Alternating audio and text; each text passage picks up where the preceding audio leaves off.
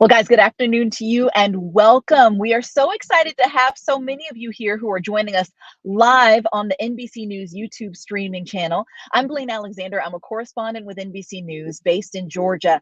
And if you're here today, you know what we're talking about. We, of course, are talking about how NBC News is covering the Georgia Senate runoff between incumbent Democratic Senator Raphael Warnock and Republican challenger Herschel Walker. Of course, this is the eve of the runoff, so no better time to be having this discussion.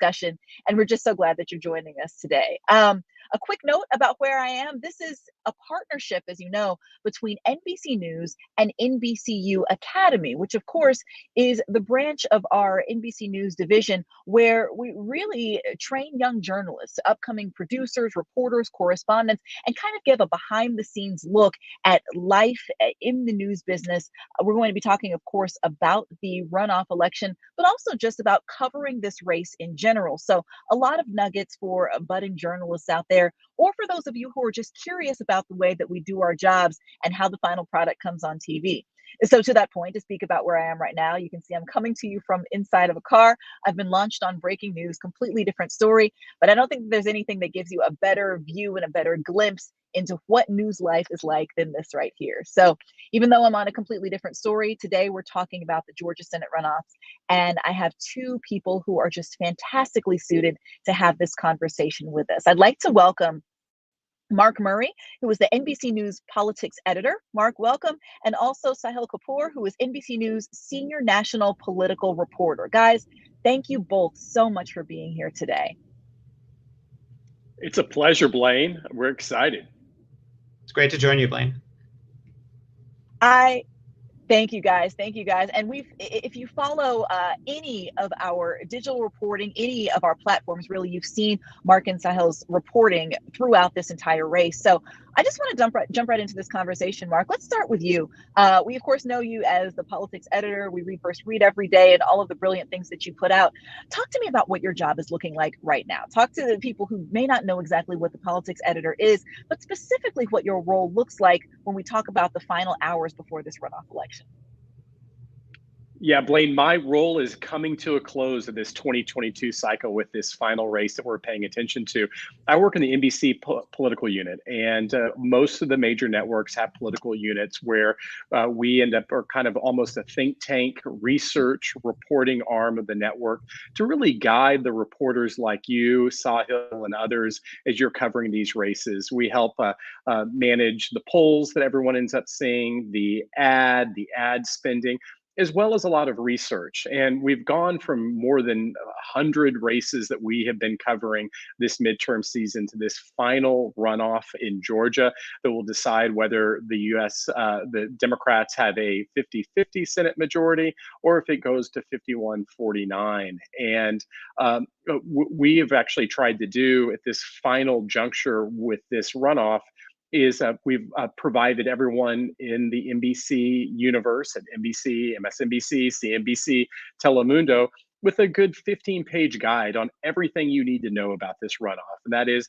the candidate and their issue position, all the ads, the polls, what's at stake in this election, and importantly, the history. Because it's not every time that we end up having a runoff contest. And Georgia actually is featured now. This will be the 9th statewide runoff that we've had in that state in the 21st century. And so we want everybody at NBC News, from the anchors and the correspondents to the producers, to be able to have the information they need to help report the story. And my team and I are there to help everybody in this very final stage of the midterms before we get to the presidential contest. Listen, I know that I have certainly relied on that guide myself, covering the general election, just covering elections. Sahil, I know you have too. So it's interesting, and I'm glad you pulled back the curtain on that, Mark, because this isn't just a solo sport, right? When you see all us on air kind of talking about things, we've talked with our colleagues, we've talked with people like you, we talked about all of these different things with those of us who are reporting on this. So this really is a team sport. Sahil, before I get to you, I want to talk to everybody who's watching. If you have questions for us, we want to take audience questions. That's something that we're going to do throughout this stream. So if you do have a question, please tweet us at NBCU Academy. You see it right there, at NBCU Academy.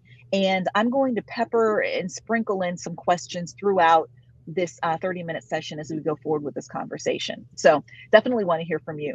Sahil, my next question is to you. I am very fascinated by what you do. I read your stories from Georgia all the time, and you do such fantastic work. And what's notable about this is that you and I come at this kind of the same problem, but from different angles, right? The same thing from different angles. I'm based in Georgia, so I'm there day in and day out, talking to people, seeing what it's like. But you have the fascinating task of having your base be in Washington, D.C., but essentially parachuting into Georgia, talking to people there on location. Talk to me about why it's important. Theoretically, this is something that you could do from Washington. Why is it important to come down to Georgia to talk to people there? And then for a second part question, how do you make sure that you have sources there? And what's it like to actually get your feet on the ground and get entrenched in the community coming from Washington? Well, Blayne, to the first part, I read and I watch people like you, which helps me understand Georgia a lot better than I would ordinarily. There is an element of campaigns that you can cover from a computer. There is the data. There's the math and science element of it, what the polls are, what the vote breakdown is, and that's an enormously important part of it.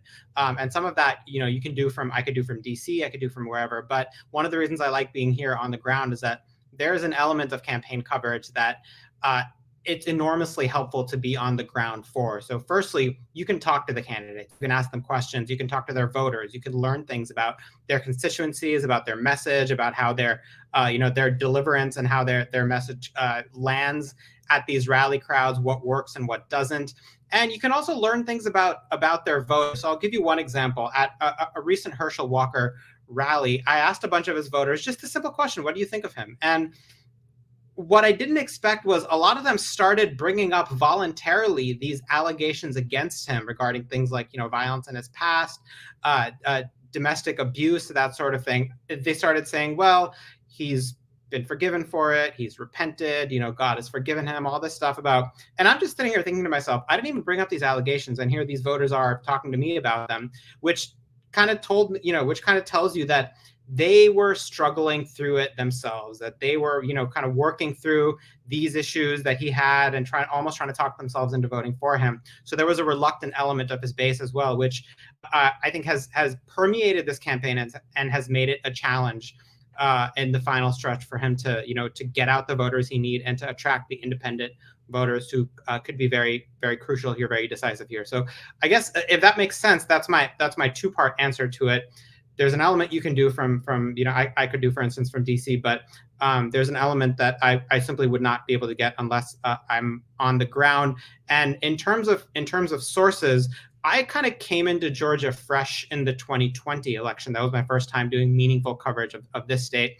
Arguably the first time this has been like a true battleground state. So at that point, I had to work pretty hard with the campaigns to build sources. You talk to the campaigns, you go to rallies, you'll meet activists, you'll meet organizers, you'll meet people maybe from the central, the party committees, the Democratic committee on the Dem side, Senate committee, and the Republicans have a counterpart as well. So you kind of build one thing on top of another, and then you stay in touch with these people. So they'll take your call down the road. I think you bring up a really fascinating point, Sahil, is that it's, even though you may not see the many people that we talk to on TV, maybe they're not directly quoted in stories, everything that we do reporting wise is backed up by people that we've talked to, whether they're people on the campaigns, folks at rallies, folks in coffee shops, just people to kind of get a good sense of what things actually feel like. So it's not just kind of, hey, here's what we see, but this is really what people are telling us. I want to bring in an audience question, a great question, and something that a lot of people may be wondering. Victoria, who's asking, why is this even called a runoff? Mark, I'm going to toss that one to you. Why is this called a runoff? So this goes back to the history that we've actually done. And Georgia is one of several states in which if in the general election, no one ends up getting more than 50% of the vote, then you end up having a runoff between the top two finishers to have somebody end up getting a majority of the vote.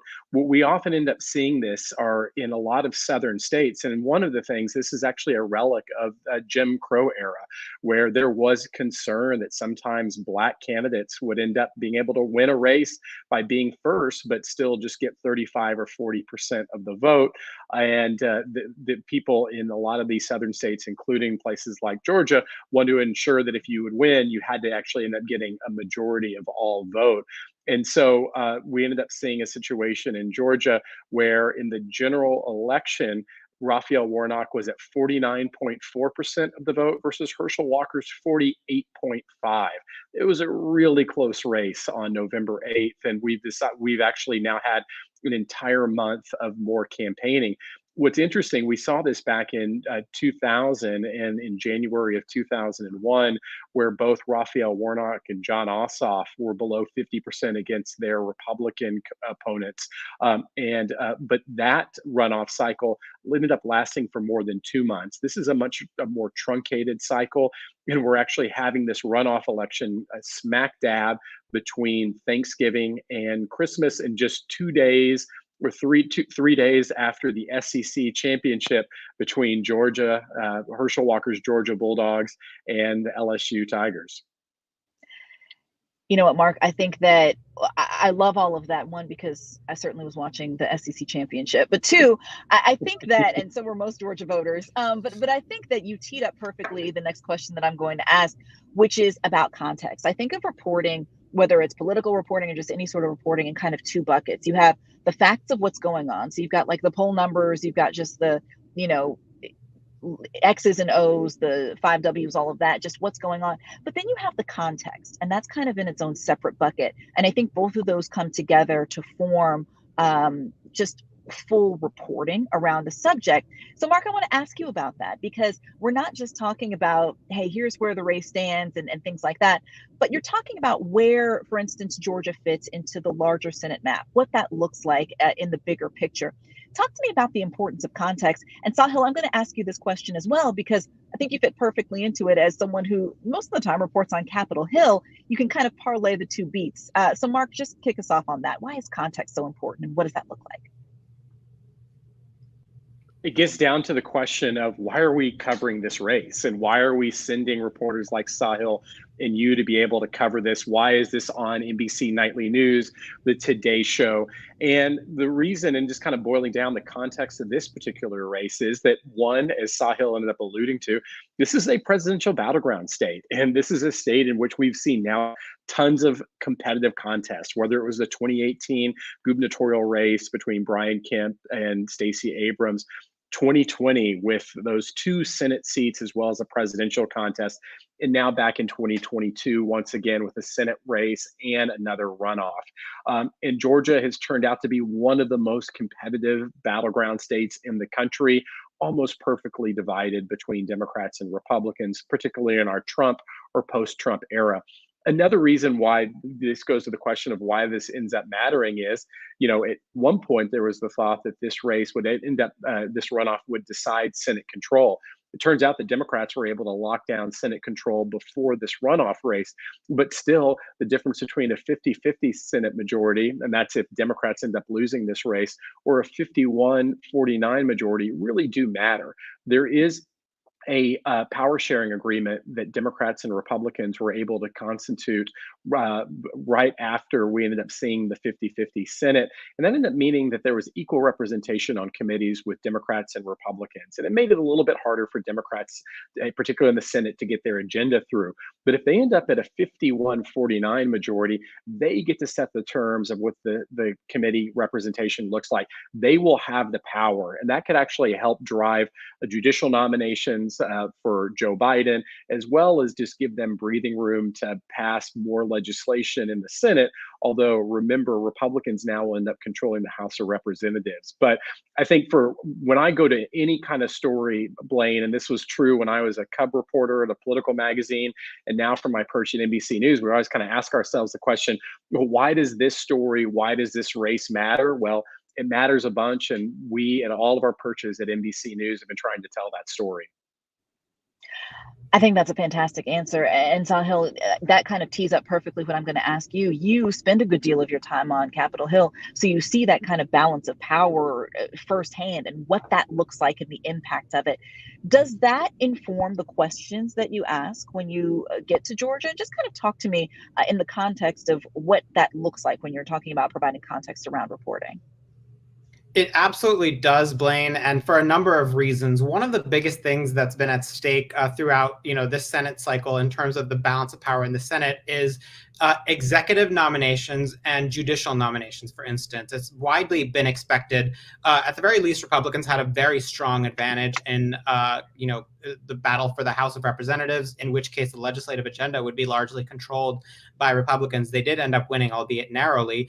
And one of the biggest things at stake in the Senate now, when you're talking 50 versus 51 votes, is judicial nominations, executive branch nominations. The Senate has sole control over those. And if Democrats have 50 votes, that turns every one of their members into a potential decisive swing vote. If the centrist Senator Joe Manchin, for instance, decides, as he has on numerous occasions, that he's not going to support X or Y of President Biden's nominees for a cabinet position, then that person likely doesn't end up getting through. So the stakes for everything that Mark talked about, and I agree with 100% of what he was saying, all the stakes for these Senate races and House races and governor's races, what have you, do inform the questions we ask voters, because that gives us a sense of why they are voting the way they are. It gives us a sense of how they think about the race. And sometimes in the course of our reporting, we will inform voters of things that maybe they weren't thinking about. A lot of people don't wake up thinking about or looking at an election thinking about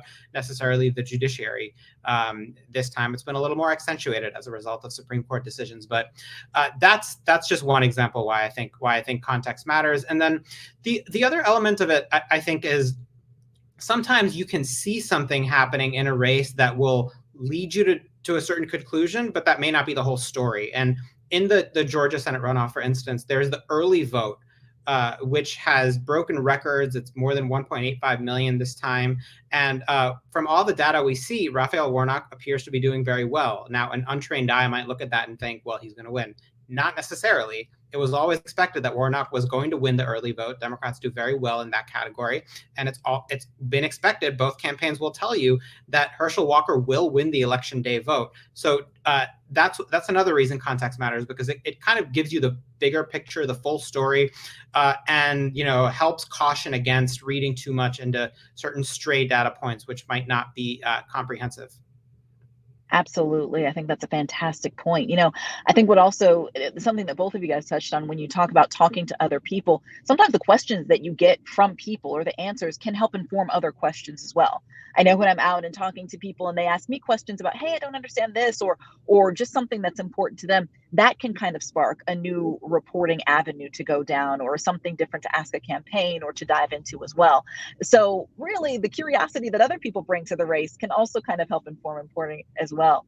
I want to go back to an audience question, and just a reminder for you guys, if you're watching, if you have questions for us in these last few minutes, tweet us at NBCU Academy. We definitely want to take some audience questions. I have a really good one from Katie. And I think this one, Mark, I'm going to toss to you as our politics editor. But she asks, if the runoff is close again, what can the campaigns do to dispute any results? And is there any chance that this could drag out even longer? A question that I think a lot of people have. I guess there's the possibility, and Katie's question actually, it scares me, because I kind of been thinking, as Blayne, as I was telling you, like, this runoff is the last bit of race that we need to cover for this 2022 cycle. We can all get to our Christmas breaks, get on to the next Congress, the presidential contest. But Katie is right that there is an automatic recount provision in Georgia where if the margin is less than 0.5 percentage points, that there would end up being a recount. And so, but that would end up being where somehow the margin between Raphael Warnock and Herschel Walker is so close that Georgia needs to be able to count again. I think the good news is that that kind of mechanism is we end up seeing with multiple recounts in the 2020 cycle, particularly on the presidential side, can be conducted fairly quickly. But it is a reminder that sometimes when we have election day or runoff days we're about to have on December 6th, that doesn't necessarily mean that we end up having the results immediately. You could end up having a recount, or it's important to note too that sometimes it just takes states a while to be able to count votes. We saw Georgia count pretty quickly where we had results by 1 or 2 o'clock in the morning. But when you end up having a race that's separated by 1 or 2 percentage points, you will not see a network like NBC News call a contest until the votes have been counted. And we are at 99.5% certainty that one candidate is going to be able to win despite the remaining votes that are out there. And so you end up having recounts, but also you just kind of have to count all the votes. And one thing that a lot of people who often watch politics often hope for is that there is a decisive contest, that way that people know by 10 or 11 o'clock in the evening who is going to win. You can end up seeing the winning rallies, the loser rallies, and get to all the analysis. But if the race is close, it's going to take us a while to be able to count the votes and to determine who ended up winning at the very end. Absolutely. I love that you kind of peeled back the curtain a little bit on what election night looks like, because I do think that's a question that a lot of people have is when is it that we magically hear that music that pops up right on MSNBC and it's, oh, we have a race projection. What does that process look like? And there are some people who are watching this very meticulously, and it's a network, decision to say, okay, we're calling this race. Sahil, I want to ask you a little bit about the election night process. When people are watching and see, for instance, you or any of our colleagues standing at a victory party or a watch party, talk about the decision that goes into how do you decide, hey, I'm going to be stationed at, Warnock's campaign or Walker or Stacey Abrams or any number of people, Brian Kemp. How is that decision made as to which watch party you're going to be at and be reporting from? And what do you look for when you make that decision? Yeah, absolutely. It's a joint decision that's made between reporters in conjunction with editors, and as well, network bosses who decide they want a body here, a body there. Usually we like having someone at the major candidates, election night events. They almost always host one on the eve of, and it's an opportunity to hear directly from the candidates. We usually do at some point in the evening, and sometimes it can be very complicated. Like, for instance, in the general election, there were just way too many candidates, and it was almost impossible to have a reporter. I should say literally impossible to have a reporter at every one of them, so you have to make choices about that. This time it's a little bit easier. There are only 2 candidates on the ballot. We will have multiple NBC reporters and correspondents at the 2 events.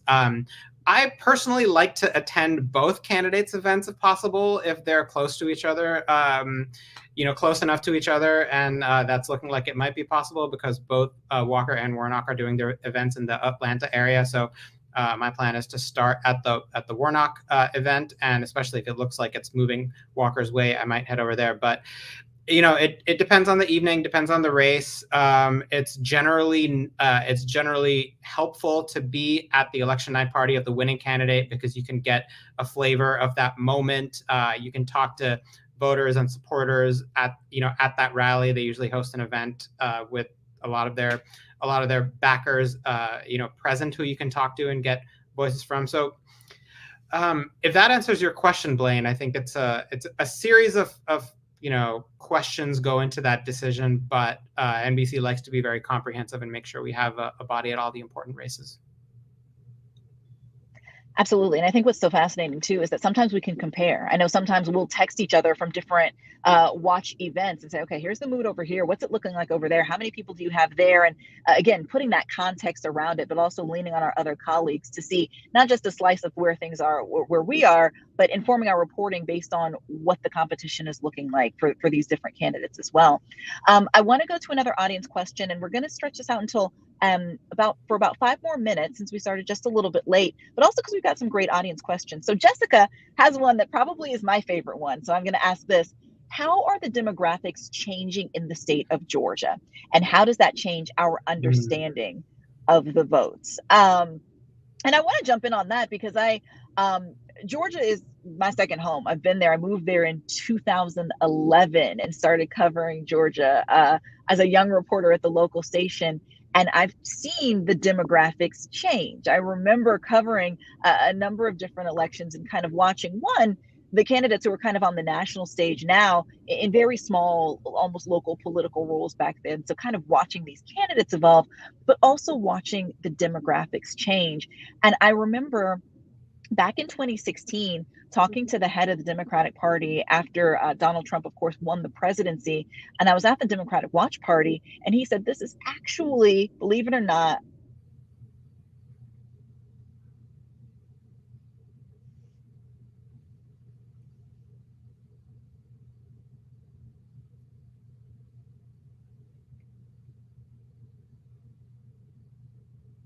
and kind of trending more towards, I think I cut out there a little bit, but we're watching the trend, go towards Democrats picking up more votes in these suburban counties. So places like Cobb County, Gwinnett County. And because those votes were being picked up, he said, just watch next time, we're going to see things go in our favor. And sure enough, 2020, what were we watching? The suburbs, places like Cobb County, Gwinnett County, that went blue and sent the state toward Joe Biden. So being able to watch that trend almost happen in real time is fascinating. And that's because of the the changing demographics. That's because of the younger people who are moving in. That's because of the people who, even during the pandemic, kind of started flooding the state. And that's something that really has changed just the way that we look at Georgia. It used to be that we'd never talk about Georgia as a battleground state. We knew it was going to be reliably red. There was nothing interesting to talk about there, at least politically, and all of that has changed now. So as somebody who's reported there and seen it, I've definitely watched that change. Mark, I wonder if you want to jump in on that as well. What kind of the demographics look like when you're looking at the big picture of covering this?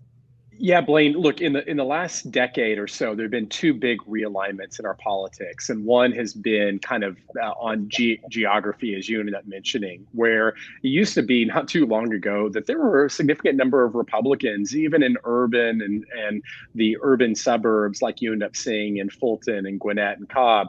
But those places ended up turning decisively Democratic in the Trump era. Now we've actually seen in the post-Trump era. The other realignment has actually come also with people who have college degrees or not. It was a long time ago, back in the days of FDR and the Democratic Party afterwards, that the Democrats were the ones who ended up really having a disproportionate control over a lot of voters without college degrees. That has now changed, where the Democratic Party is the party mainly of college degrees and the Republican Party is not. And why Georgia has become so significant is because of its concentration of those with college degrees, as well as having one gigantic urban area with really big suburbs, that the math just shows that it's now turned into a 50-50 state, essentially, because of those demographic realignments in our politics. Absolutely. And I think that's fascinating, guys. Unfortunately, we are almost out of time. So I'm going to just ask one more good wrap up question for both of you. Sahil, I'll start with you, and then Mark, I'll finish with you. One, just kind of tell me what you're going to be watching tomorrow, what it's going to, Sahil, where are you going to be? What are the things that you're going to be looking for? And then also, are there any good tools or things that people could use for campaign reporting, just different hallmarks of strong campaign journalism that you would throw out there and recommend? Sure. So on tomorrow, I'll be at one or both candidates' election night parties in the Atlanta area. One of the things that I'm going to be watching for, I'll have my computer open. I'll have the results of the midterm election between Warnock and Walker up county by county. You can just scroll over these and you get a really great breakdown of each, as well as the 2021 runoff when Raphael Warnock defeated the Republican incumbent Kelly Loeffler and won. One of the things I'm looking for is he matching or exceeding his vote shares in places like DeKalb County, in Atlanta, in Cobb County, Gwinnett? How's he doing in the rural areas where Herschel Walker needs to run up the score by a huge amount to be able to win? So looking at those historical comparisons, you can get a really good indicator of which way the vote is going based on the fact that Warnock has won or at least finished first in his last two elections on the ballot here. If he's doing as well as he was last time or better, then that's a very good sign for him. One of the things to be very cautious about here is that, for instance, when 20% or 30% of the vote comes in, some people like to look at that and say, oh, this person is 6 points or 8 points ahead. It always ends up being deceptive because sometimes a huge chunk of the vote can come from, say, a very blue county, a very blue area. Maybe the Atlanta, the city of Atlanta counts something very early on, very quickly, and it looks very great for the Democratic candidate. Then the rural areas come in and it all balances out. So that's where I'll be. That's where I'll be watching for. The only question, or I guess the first most important question that matters on election night is who's going to win. Absolutely. The question that all of us want to ask, and certainly we don't get into the prediction business. Mark Murray, you have said that many times, and I certainly follow your lead on that one. But just give me a quick rundown of what are you going to be looking for tomorrow, and any kind of parting words or tools of the trade people should know. I want to focus on one word that Sahil ended up saying, and that was caution. And I do think that those of us who are either reporters on the ground or people like me in Washington, D.C., watching the results come in, need to be cautious when we're covering a race like this. Because as soon as you think you've got it all figured out, we have seen tons of surprises in our electoral politics, and whether it was Donald Trump in 2016 or even just last month in the midterm elections, where a lot of people were surprised that the Democrats were able to overperform in a midterm environment. And so one of the things that I end up doing at NBC, we're crunching all the ad spending numbers. We're looking at the polls. And there are several positions of strength right now from Raphael Warnock. And to your kind of questions, like, so who's going to win? People end up saying there are a lot of things that are pointing in Raphael Warnock's favor. But at NBC, I'm constantly in conference calls that we end up having, or meetings with colleagues and reporters like you, kind of waving my hand saying, hey, it is possible that some of these, some of this kind of reporting that we're doing and the numbers could all end up being we could end up being in store for another surprise. And Sahil was mentioning that the Democratic vote usually has been early in person or by mail. The Republican vote is the day of election day voting. And it's very conceivable that you end up having just this huge deluge of Republican voters who show up on December 6th and vote for Herschel Walker. And he ends up winning in a race in which there's lower turnout than we ended up seeing a month ago in November. And so I just always think it's important for us just to be humble about the thing that we don't always have this all figured out. And ultimately, this is in the hands of the voters who get to pick between these two candidates in this one race.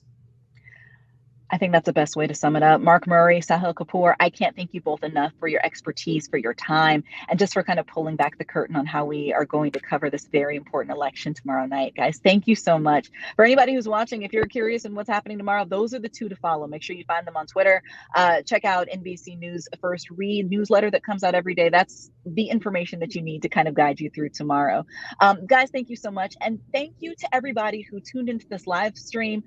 If you're interested in finding out more about how NBC News covers stories, how we cover elections, just go to the NBCU Academy YouTube page. There we've got so many more resources for journalists, just kind of looking at every aspect of our business. You can also go to NBCUacademy.com and find more of our free lessons there. But for now, that's it from us. Again, I'm Blayne Alexander for all of us at NBC News, and thank you so much. Enjoy the rest of your week.